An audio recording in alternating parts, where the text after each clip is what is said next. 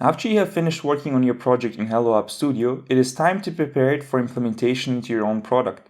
It is very simple and straightforward and can be done with just a click of a publish button that we saw in the previous videos.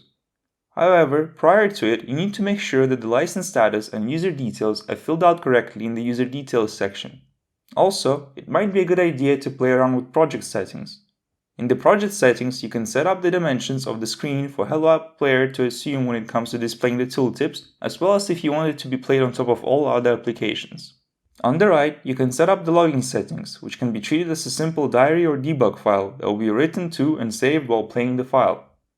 Once you're done with the settings, all you need to do is click Publish and choose the file path to save the published file to. Remember, you're going to need an internet connection to perform this function. That's it.